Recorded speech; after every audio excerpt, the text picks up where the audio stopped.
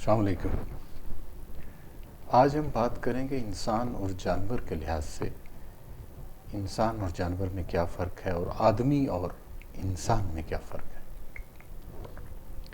دیکھیے، جب ہم یہ کہتے ہیں کہ انسان بھی ایک جانور ہے تو بیسیکلی ہم یہ کہہ رہے ہیں کہ ہم سب ایک ہی ہیں، یعنی سارے کریچرز ہم ایک ہی ہیں، ہم سب کا اوریجن ایک ہی ہے۔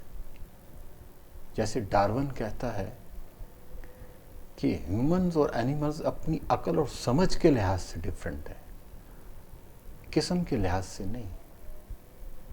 یہ ہمارا ایکچولی تھنکنگ پروسیس ہے جو ہمیں ان سے الگ کرتا ہے۔ مثلاً ہم سوچتے ہیں کہ دنیا کیسے وجود میں آئی، ہم کون ہیں، ہمارا ماضی کیا تھا اور ہمارا مستقبل کیا ہے۔ یہ انسان سوچتا ہے، جانور نہیں۔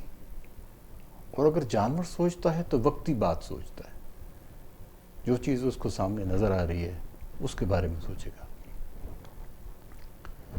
تو اس میں کوئی شک نہیں کہ اللہ کی بنائی ہوئی کروڑوں قسم کی مخلوقات میں انسان قابلیت کے لحاظ سے سٹینڈ آؤٹ کرتا ہے، یعنی بہتر اوصاف کا مالک ہے۔ انسان انٹیلیجنٹ ہے، مگر جب ہم دیکھتے ہیں کہ ہاتھی کو پینٹنگ بناتے ہوئے بڑے پرفیکٹ انداز سے، ڈالفن کو جمناسٹک شو کرتے ہوئے، ماڈلز کو پانی سے اوپر اچھالتے ہوئے، اور وہ جو ٹیلر برڈ ہے، ببیا جس کو کہتے ہیں، اس کو اپنا گھر بناتے ہوئے، اور پرندے یا کوے کو پانی کی ٹوٹی کھول کر وہاں سے پانی پیتے ہوئے، تو انسان سے کم ہی صحیح لیکن انٹیلیجنس کا ایک لیول موجود ہے۔ پھر ہم کہتے ہیں کہ انسان حیوان ناطق ہے، ہماری کمیونیکیشن سکلز بہتر ہیں۔ تو کمیونیکیشن تو یہ بھی کرتے ہیں، یہ سب کرتے ہیں اپنی زبان میں۔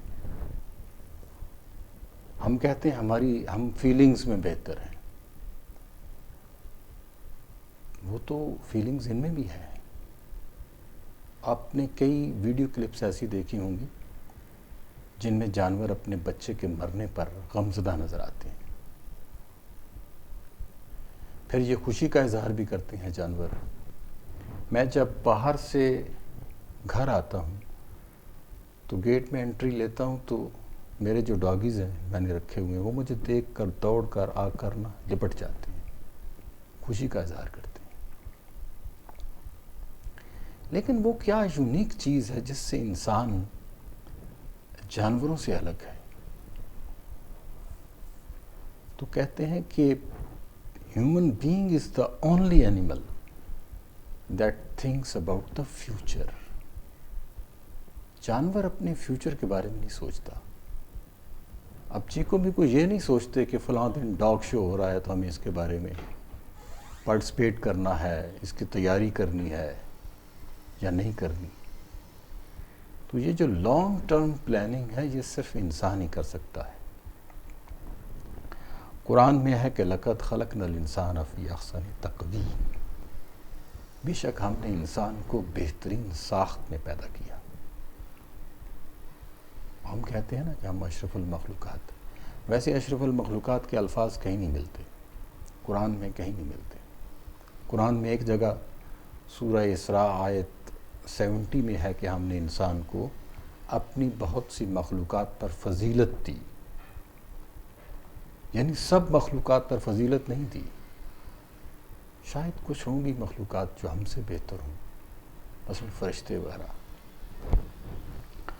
مگر خیر وہ شاعر نے کہا کہ فرشتوں سے بہتر ہے انسان ہونا، مگر اس میں لگتی ہے محنت زیادہ۔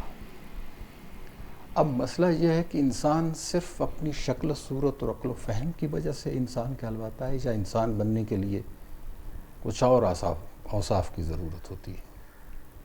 اس کا ون لائنر جواب تو یہ ہے کہ انسانی شخصیت میں سب سے اہم چیز اس کا اخلاقی وجود ہے، جس کی سب سے بڑی دلیل حضور کا یہ فرمان ہے کہ مجھے مکارم اخلاق کی تکمیل کے لیے بھیجا گیا۔ آپ اندازہ لگائیں کہ حضور فرما رہے ہیں کہ میری دنیا میں آنے کی وجہ یہ ہے کہ میں انسانوں کی اخلاقی تربیت کروں. تو جو آدمی احساس اور اخلاق سے عاری ہوتا ہے وہ انسان نہیں ہوتا. وہ چاہے کتنا ہی پڑھا لکھا ہو، ایم فل ہو، پی ایچ ڈی ہو، ٹنز آف ایکڈیمک اچیومنٹس ہوں اس کی، اگر بد اخلاق ہے، بد تمیز ہے، تو اس کا نالج کسی کام کا نہیں، وہ بھاڑ میں جائے. وہ آدمی تو کہلوا سکتا ہے مگر انسان نہیں. انسان اچھے اخلاق اور کردار سے بنتا ہے.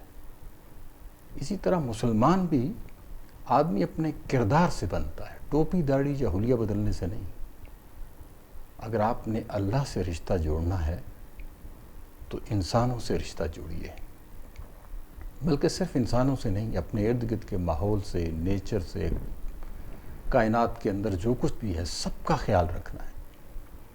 اور بغیر یہ دیکھے ہوئے کہ کوئی کالا ہے، گورا ہے، امیر ہے، غریب ہے، کس مذہب کا ہے، کس خاندان کا ہے، کس قبیلے کا ہے، کس ذات کا ہے، سب کا احترام کرنا ہے.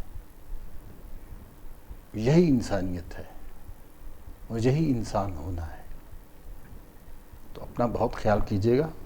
نیکسٹ ویڈیو میں انشاءاللہ ملاقات ہوگی.